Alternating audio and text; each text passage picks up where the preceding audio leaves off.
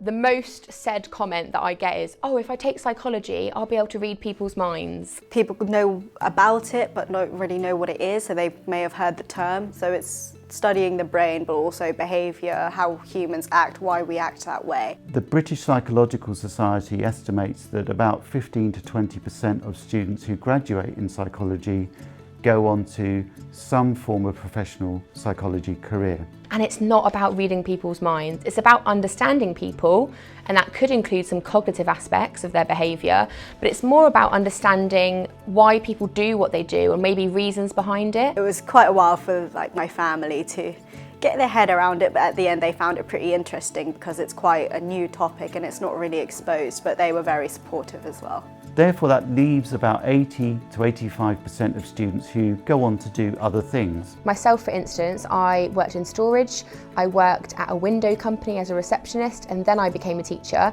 Lots of diverse career areas where studying psychology could be really useful to you in your future. And psychology, even though I didn't know it at the time, was so relevant to all of those careers that I'd chosen to do.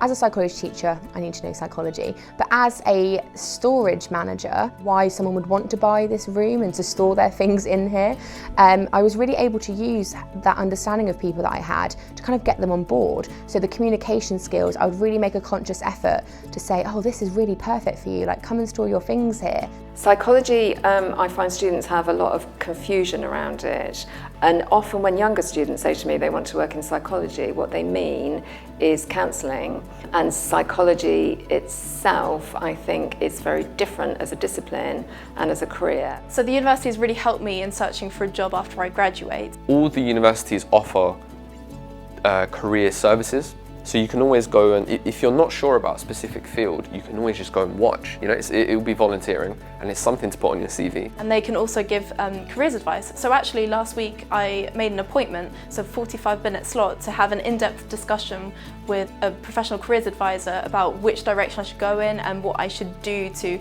increase my employability. And they actually recommended doing a lot of volunteering, and that's something that you can start right now. You don't have to be at university to do that. And it really allows you to be a lot more attractive as a potential employee. So I heard about this really great volunteering experience at university. So with volunteering with Student Minds, running support groups for people with low mood and mild depression, helping them to come and talk in a non-judgmental and confidential space.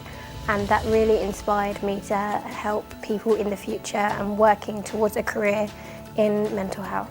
We have a lecturer who kind of specialises in professional development, and he's constantly uploading different opportunities for us in our news forum. Like the psychology course that I'm currently enrolled on is really good with putting extra lectures on at lunchtimes or, you know, in the evenings. Those are really interesting. Like yesterday I went to a psychology lecture from an outside lecturer. So that we can kind of get the best opportunities we can to build our CV and experience, and also just kind of see what else is in there in the wider world, including working with other universities or athletes, or even things like learning a sports massage course. So the opportunities are kind of endless as long as you're willing to take them. We can't read people's minds, but it'd be good if we could.